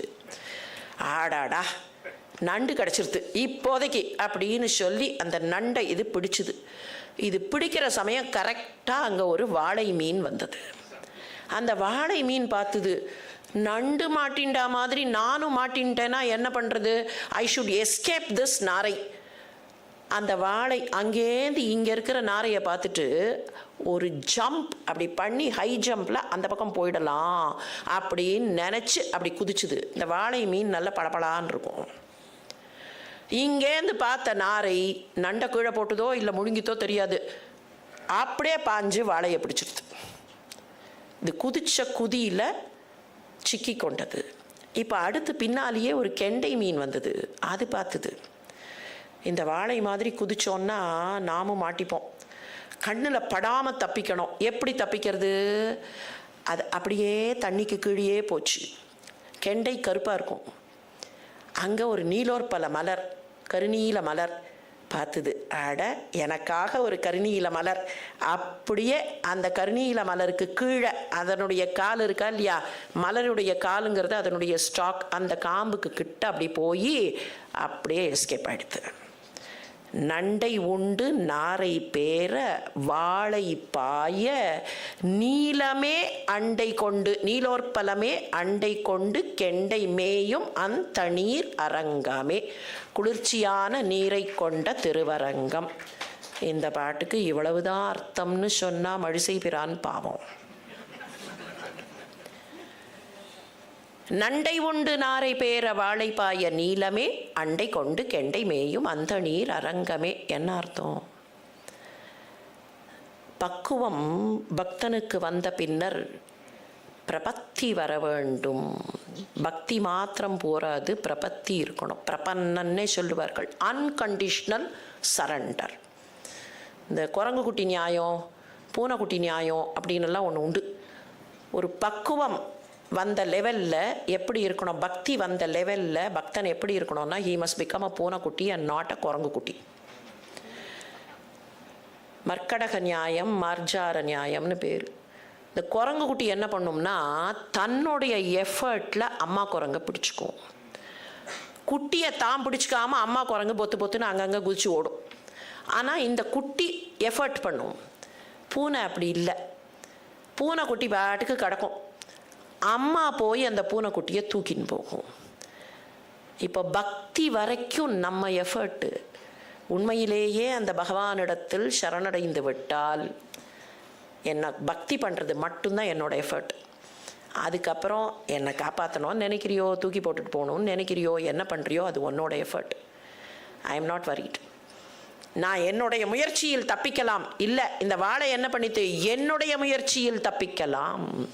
ஆனால் நீலோற்பல மலராக திருவரங்கத்தில் இருக்கக்கூடிய அந்த பள்ளி கொண்ட பெருமாளின் காலடியை பற்றி கொண்டால் அவன் என்னை காப்பாற்றுவான் அப்படின்னு நினைக்கிறது இருக்கே.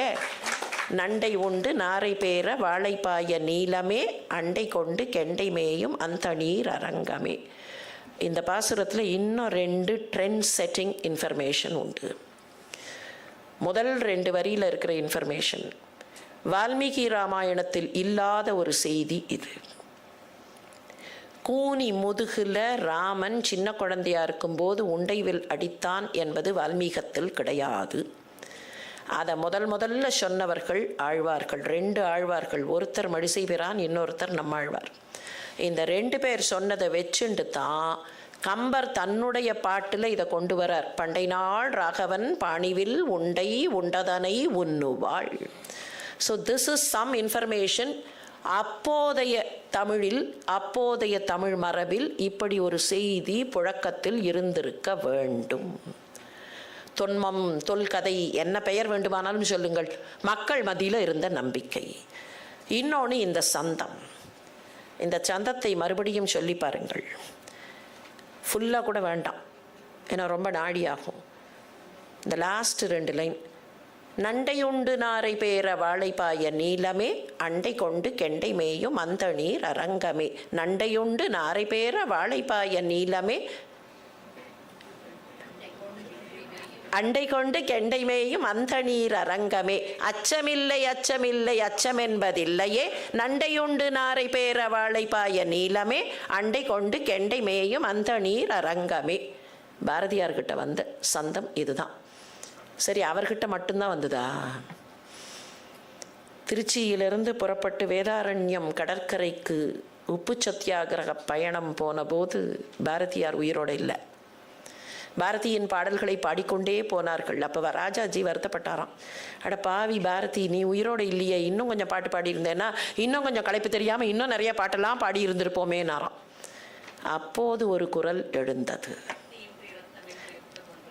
நண்டையுண்டு நாரை பேர வாழைப்பாய நீலமே கத்தியின்றி ரத்தமின்றி யுத்தம் ஒன்று வருகுது அண்டை கொண்டு கெண்டை மேயும் அந்த நீர் அரங்கமே. அதே சந்தம்.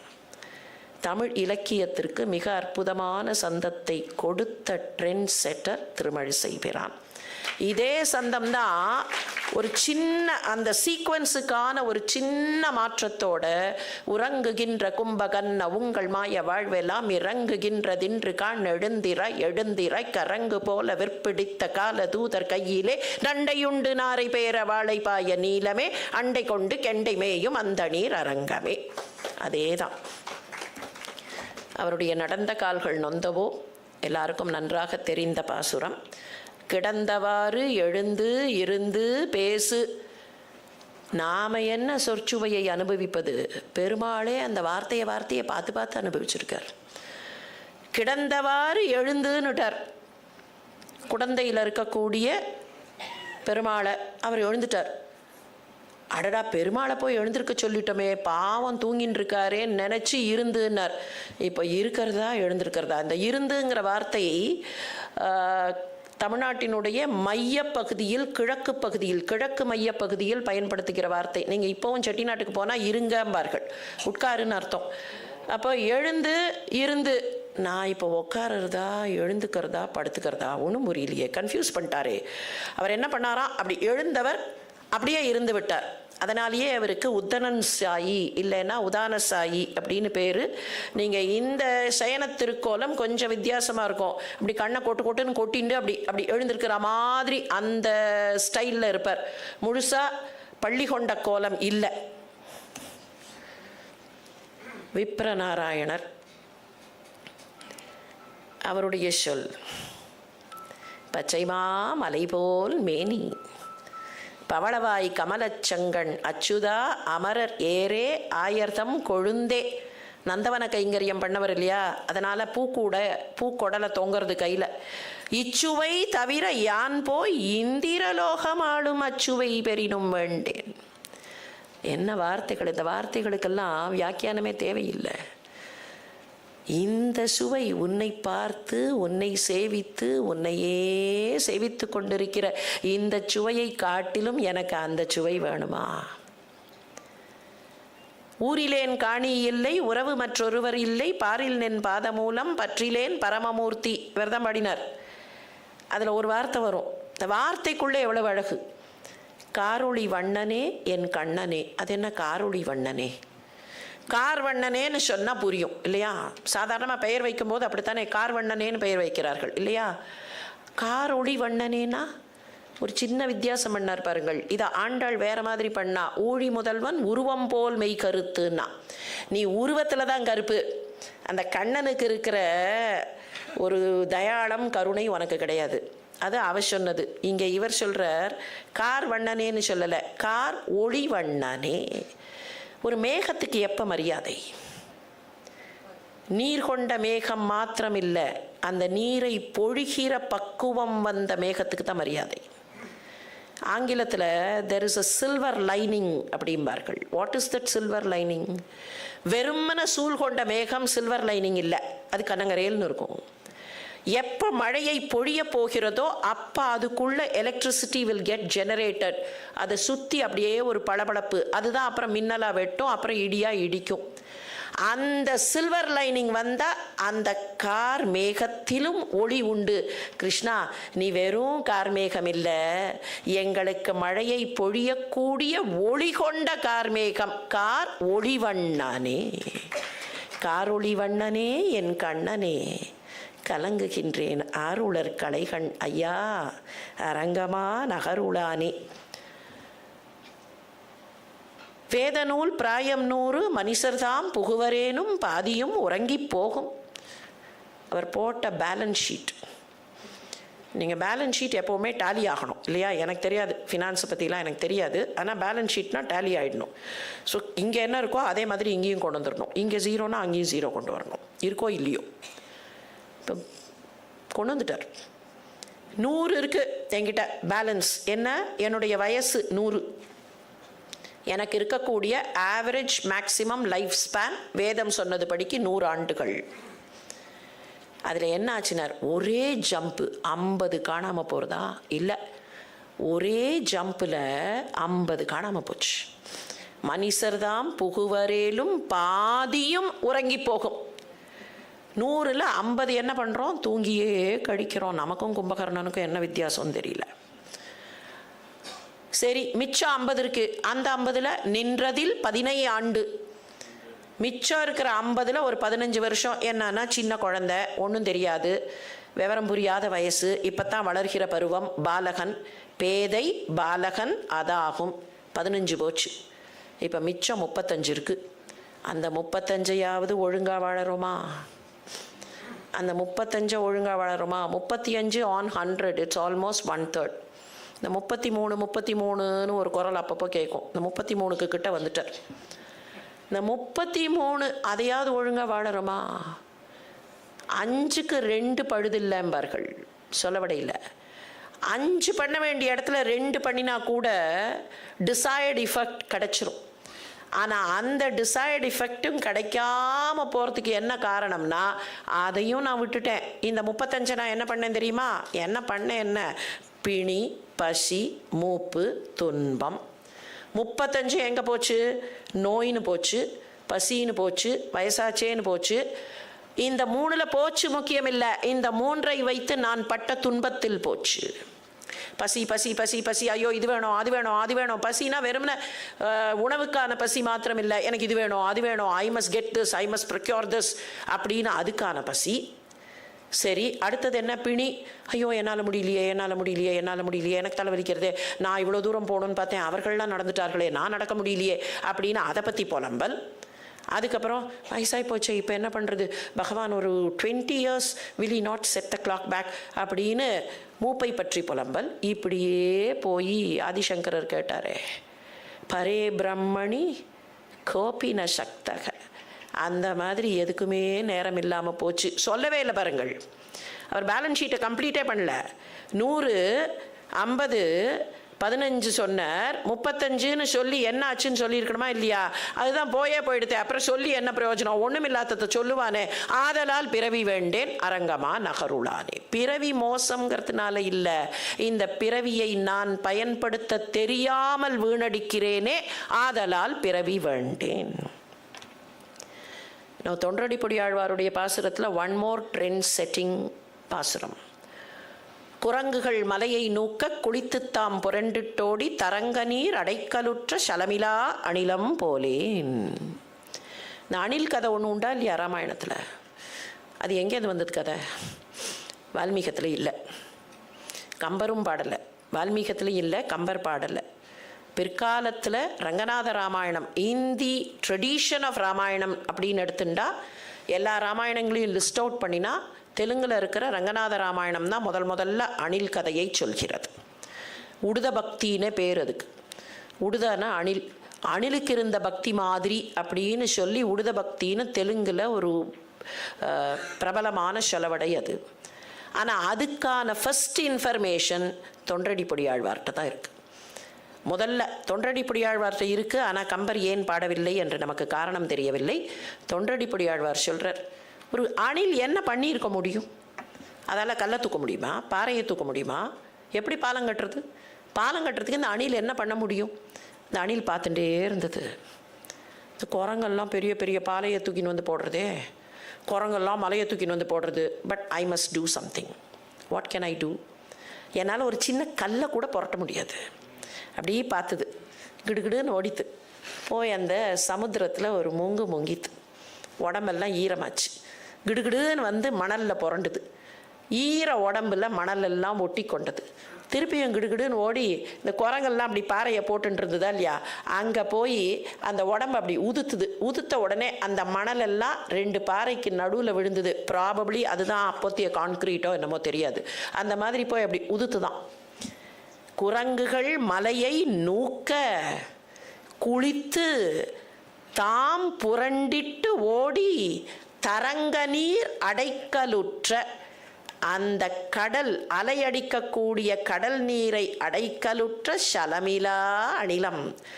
அது வெச்ச வைராக்கியம், எப்படியாவது நான் ராமனுக்கு கைங்கரியம் பண்ணணும்னு அது வெச்ச வைராக்கியம் இருக்கே, அந்த அணில் மாதிரி நான் இல்லையே. சலமிலா அணிலம் போலேன். இந்த விஷயம் முதலாக தொண்டரடிப்பொடி ஆழ்வார்கிட்ட தான் இருக்கு.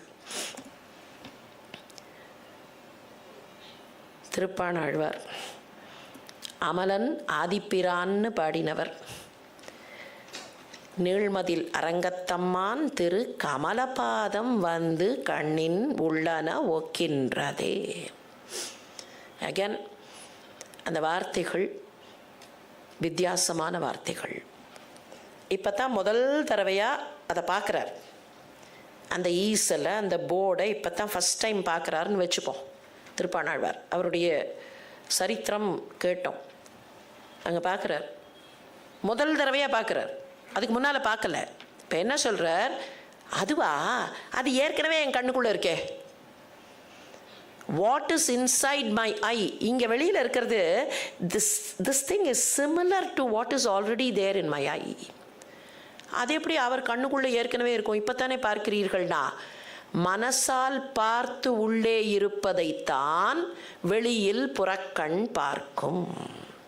மனசுக்குள்ளே இருக்கு, மானசீகமாக அவர் சேவித்து சேவித்து அவர் கண்ணுக்குள்ளே இருக்கு. நாம் சொல்கிறதில்ல, யாராவது வேண்டப்பட்டவர்கள் வெளியூர் போயிருந்தா கண்ணிலேயே நிற்கிறார்கள், கண்ணை மூடினா கண்ணுக்குள்ளேயே தெரியறதுன்னு சொல்கிற மாதிரி இல்லையா? கண்ணை மூடினா எப்படி கண்ணுக்குள்ளே தெரியும்? கண்ணை மூடினா பெருமாள் கண்ணுக்குள்ளே தெரிஞ்சார் திருப்பாணருக்கு. அதுதான் கமலபாதம் வந்து என் கண்ணினுள் உள்ளன ஒக்கின்றதே. அங்கே இருக்கிற பாதம் என் கண்ணுக்குள்ளே ஏற்கனவே இருப்பது. ஆலமாமரத்தின் இலைமேல் ஒரு பாலகனாய் ஞாலம் 7 உண்டான். அரங்கத்தரவின் அணையான் கோலமாமணி யாரமும் முத்து தாமமும் முடிவில்லதோர் எழில் நீலமேனி. ஐயோ, இந்த ஐயோங்கிற வார்த்தையை நமக்கு சாதகமாக பயன்படுத்தலாம்னு காட்டினவர் பாடர். இதே ஐயோ கம்பர்கிட்ட வரும். அதுக்கப்புறம் என்னால் சொல்ல முடியல, இந்த அழகை என்னால் சொல்ல முடியல. முத்து தாமம் முடிவில்லதோர் எழில் நீலமேனி ஐயோ நிறை கொண்டதென் நெஞ்சினையே. இதே தான் கம்பர் எடுத்துன்னு ஐயோ அவன் அழியா அழகுடையான்னு பாடினார். கண்ணினுன் சிறுத்தாம்பு ஏற்கனவே பார்த்தோம். அவர் பெருமாளை பாடவே இல்லை. கண்ணினும் சிறுத்தாம்பினால் கட்டுண்ண பண்ணிய பெருமாயன் எல்லாம் சொல்லி எங்கன்னா தென்குருகூர் நம்பி என்றக்கால் அன்னிக்கும் அமுதூரும் என் நாவுக்கே. முதல்ல இவரோட பாசுரங்களை சேர்க்கலை நாதமுனிகள், ஃபஸ்ட்டு சேர்க்கலை. காரணம் என்னன்னா, இவர் பெருமாளை பாடவே இல்லை. இவர் பாடினது அத்தனையும் நம்மாழ்வாரத்தான். எங்கே கொண்டு போய் நிறுத்திட்டார்? யார் அவரை பொறுத்த வரைக்கும் கண்ணினுன் சிறுத்தாம்பினால் கட்டுண்ண பண்ணியவர்னா பெருமாயனாக அந்த பொந்துக்குள்ளே உக்காந்துட்டு இருந்தாரே அவர்தான் என்னை கட்டியவர். அவர் யாரு? தென் குருகூர் நம்பி என்றக்கால் அன்னிக்கும் அமுதூரும். என்னுடைய அன்னம், இந்த பேலட் இருக்கே, அதில் கூட அப்படியே அமுதம் ஊறி திளைக்கும். உயர்வர உயர்நலம் உடையவன் எவன்? நம்மாழ்வார். மயர்வர மதிநலம் அருளினன் எவன்? அயர்வரும் அமரர்கள் அதிபதி எவன்? இந்த ஆர்டரை மாற்றினார் பாருங்கள். Hyder you say 1 2 3 or 3 2 1. You don't say 3 1 2 2 1 3. அது மெடிசனில் உண்டு. ஆனால் நார்மலி இங்கே எனிவேர் ஒரு ஆர்டரில் போகணும். இவர் என்ன பண்ணார்?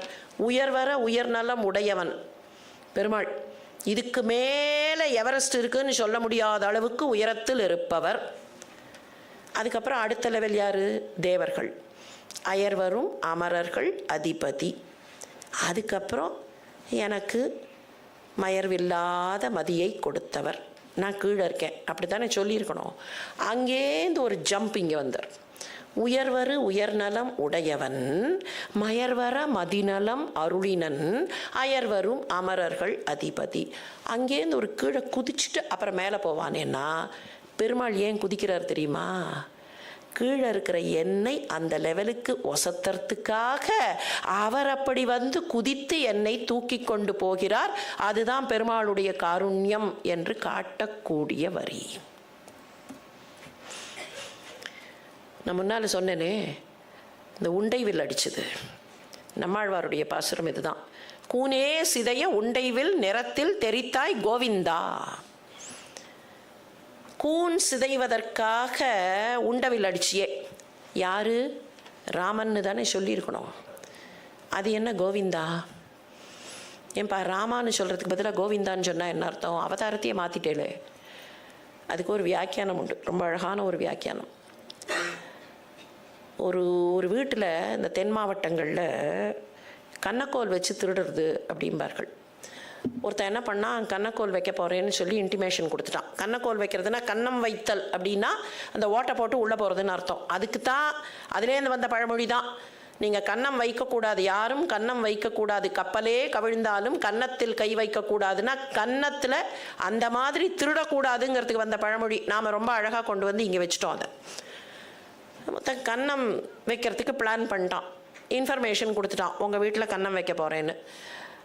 ஆனால் என்ன ஆச்சு, கன்னம் வச்சு உள்ளே நுழைஞ்சான். உள்ளே நுழையிறச்சே அந்த ஷவர் இடிஞ்சு அவன் மேலேயே விழுந்துருத்து, முதுகில் ஸ்பைனல் இன்ஜுரி. இப்போது எந்த வீட்டுக்கு இவன் டேமேஜ் பண்ணுறானோ அவரே வந்து அவனை தூக்கி ஆஸ்பத்திரிக்கு அனுப்ப வேண்டிய ஒரு கட்டாயம். ஆனால் இந்த கன்னம் வச்சானே அவனுடைய அப்பா என்ன பண்ணார்னா, ராஜா கிட்ட ஒரு வழக்கு எடுத்துன்னு போனார். இவருடைய வீட்டு சுவர் இடிந்ததுனால்தான் என்னுடைய பிள்ளைக்கு இவ்வளோ பெரிய இன்ஜுரி வந்தது, அதனால் இவர் காம்பன்சேஷன் கொடுக்க வேண்டும். வழக்க ராஜா எடுத்துட்டார், அட்மிட் பண்ணிட்டார். இந்த வீட்டுக்காரர் போய் நின்னார். என் வீட்டில் ஷவர் இடிஞ்சு விழுந்ததே இவனால், இதுக்கு நான் காம்பன்சேஷன் வேறு கொடுக்கணுமான்னு. அவர் என்ன சொன்னார், ராஜா தப்பு என்னோட தப்பு இல்லை ராஜா, நான் 6 மாதம் முன்னால் தான் இந்த ஷவத்தை புதுசாக கட்டினேன், இந்த கட்டினது இன்னும் ஈரமாகவே இருக்குது, இது கட்டின மேஸ்திரியோட தப்பு. மேஸ்திரியை கூப்பிடு. மேஸ்திரி வந்தார். ராஜா என் தப்பு இல்லை ராஜா, நான் எப்போதும் மாதிரி தான் எவ்வளவு தண்ணி எவ்வளவு மண் எல்லாம் சொல்லியிருந்தேன், இந்த சித்தாள் தான் ஏதோ தண்ணி அதிகமாக விட்டுட்டா போல இருக்கு, அதனால தப்பு அவளோடது, இது என்னோடது இல்லை, பாசிங் த பக் அப்படின்னு சொல்லுவோமே அந்த மாதிரி. இப்போ சித்தாள் வந்தா, ராஜா தப்பு என்னோட தப்பு இல்லை ராஜா, நான் எப்போதும் ஊற்றுற மாதிரி தான் ஊற்றினேன், ஆனால் அந்த புது குடம் போல இருக்குது, குடத்தோட வாய் கொஞ்சம் பெருசாக இருந்திருக்கு, அதனால தண்ணி அதிகமாக விழுந்துருது. அப்படின்னா குடம் பண்ணினவனை கூப்பிடு. அவர் வந்தார்.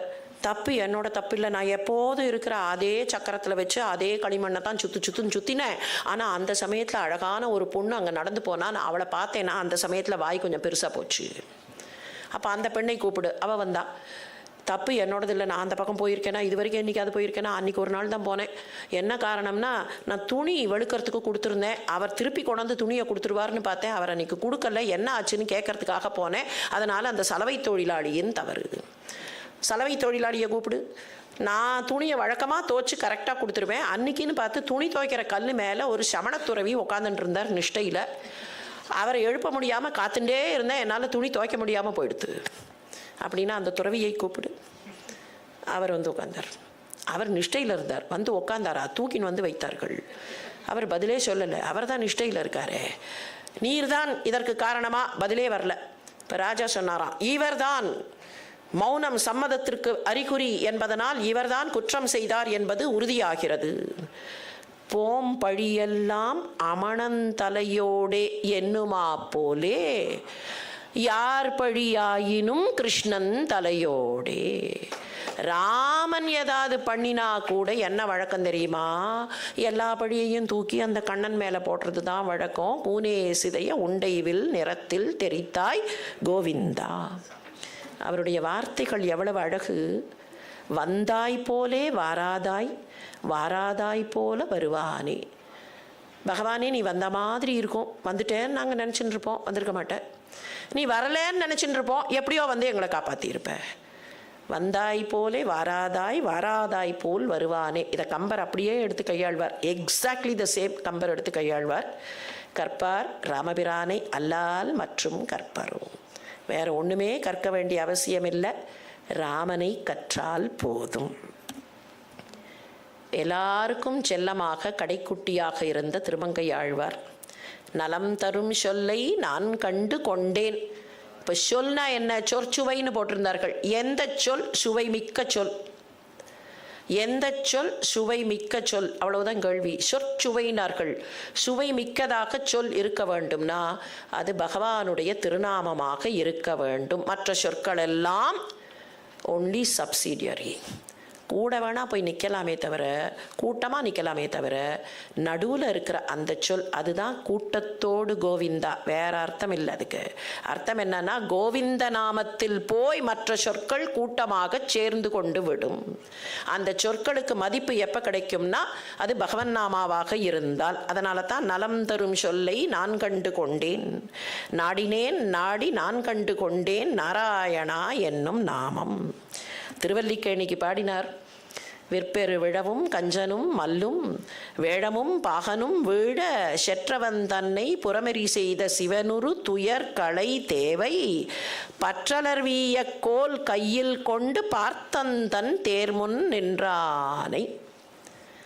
தன்னுடைய கையில் ஒரு கோலை பிடிச்சுண்டு பார்த்தன் அவனுடைய தேருக்கு முன்னால் போய் நின்னானே, குதிரை ஓட்டியா போய் நின்னானே, அது எதுக்கு? பற்றலர் வீய. தன் மீது பற்றில்லாதவர்கள், தனக்கு எதிராக இருப்பவர்கள் விழும்படியாக, இவன் கையில் இங்கே கோலை பிடிச்சது குதிரையை ஓட்டுறதுக்கு இல்லை, அந்த பக்கத்தில் இருக்கக்கூடியவர்கள் விழுவதற்காக. பற்றலர் வீய கோல் கையில் கொண்டு பார்த்தந்தன் தேர்முன் நின்றானை. ஆனால் அவன் யார் தெரியுமா? சிற்றவை பணியால் முடி துறந்தானை. சிற்றன்னை சொன்னாங்கிறதுக்காக அரசியே வேண்டான்னு விட்டுட்டு போனவன், ஆனால் பக்தன் சொன்னாங்கிறதுக்காக தேரோட்டியாக நின்னவன். அப்படிப்பட்டவனை பாடுகிறேன்னு பாடின சொல். குலசேகர பெருமானை விட்டு வைத்திருக்கிறோம். ஒரே ஒரு பாட்டு அந்த குலசேகர பெருமானுடைய பாடலை பார்க்கலாம்.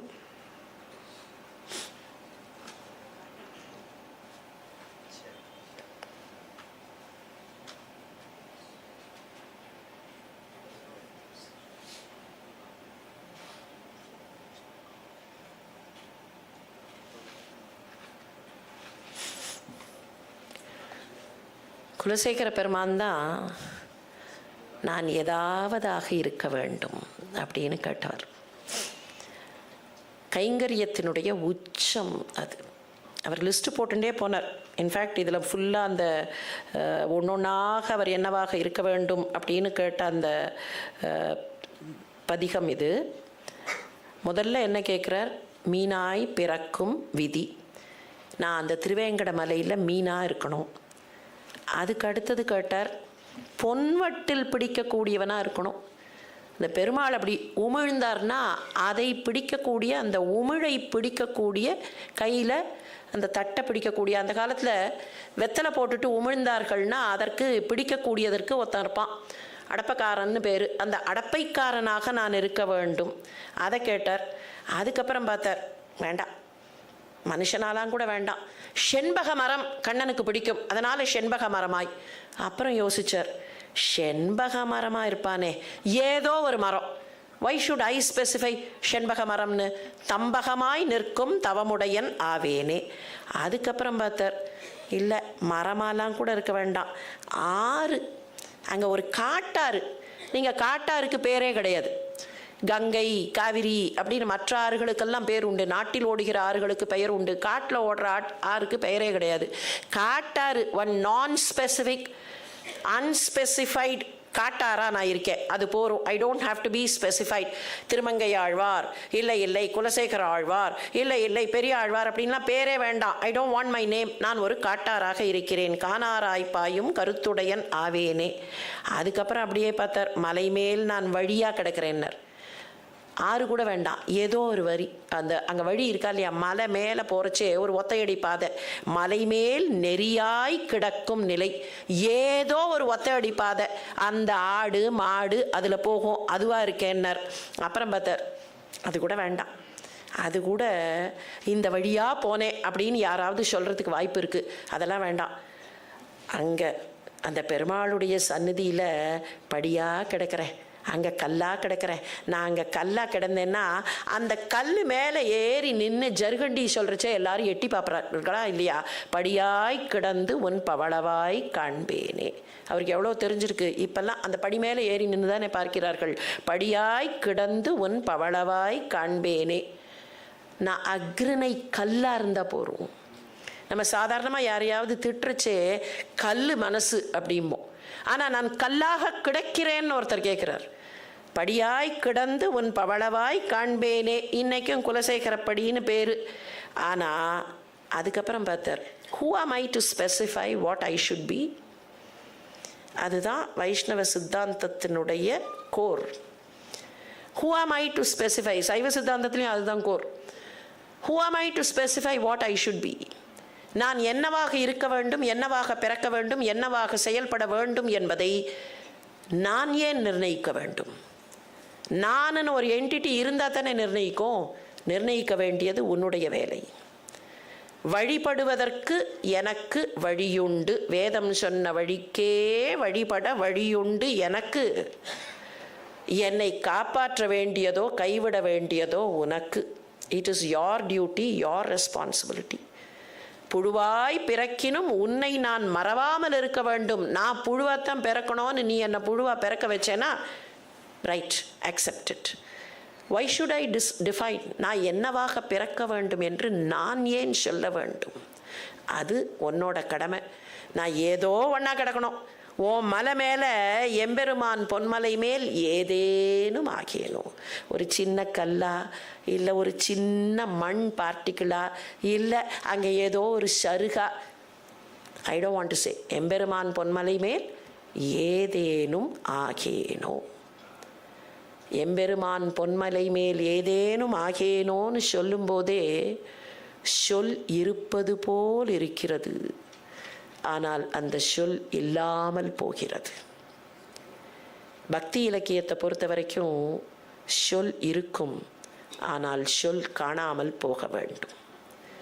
படிக்கும்போது வாசிக்கும்போது இருக்கிற சொல் உள்ளே போனால் உருகி உருகி உருகி சொல்லும் காணாமல், அந்த சொல்லை உட்கொண்ட உள்ளமும் காணாமல் போகிறதே, அதுதான் பக்தி.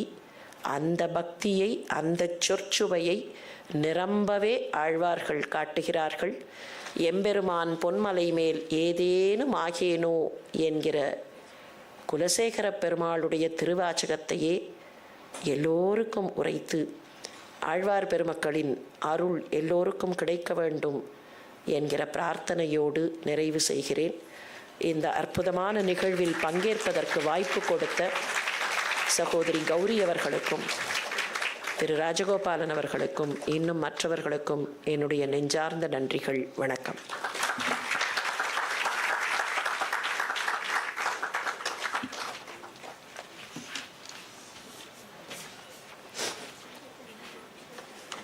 மதிய உணவு இடைவேளைக்கு முன்பு செவிக்கு அருமையான உணவு நம்ம மேடம் சுதா சேஷன் அவர்களது. அவங்க சொன்ன மாதிரி இந்த சொற்சுவையை தாண்டி பக்தி சொல் இல்லாத ஒரு நிலைக்கு நம்ம போகணுங்கிறது ரொம்ப செறிவாக அருமையாக அற்புதமான உரை. திருமதி சுதா சேஷன் முனைவர் இல்லை, மருத்துவர் சுதா சேஷன் அவர்களுக்கு நினைவு பரிசு வழங்குமாறு மேஜர் நாராயணன் அவர்களை அழைக்கிறோம். இல்லையா? பத்ரி மேஜர் நாராயணன் வந்து விட்டார். ஆமாம், நாராயணனே, மேஜர் நாராயணனே அவர்களுக்கு பறை தருவார்.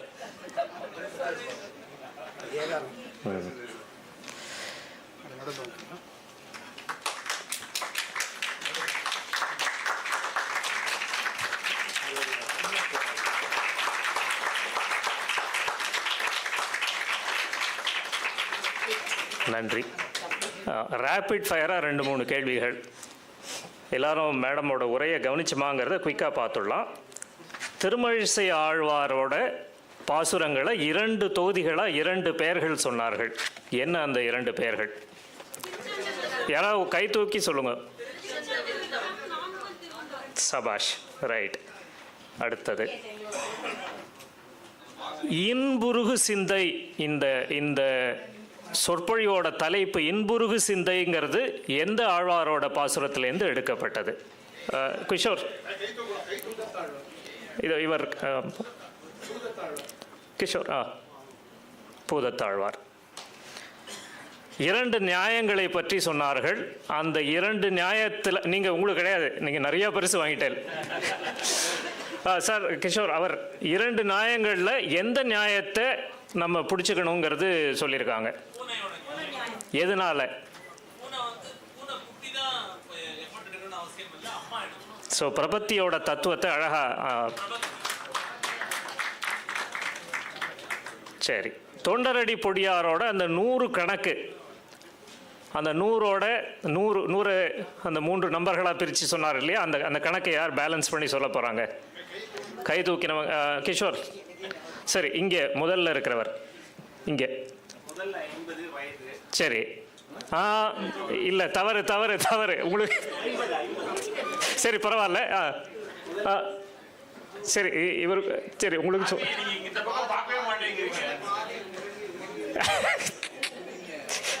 சரி. இப்போ சரி, நீங்கள் சொல்லுங்க.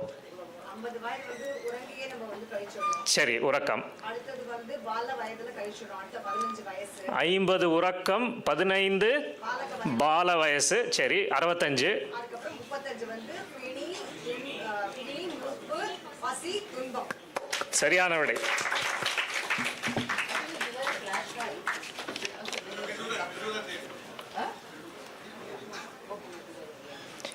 ஐயோ என்ற சொல்லை பயன்படுத்திய ஆழ்வார் யார்? அது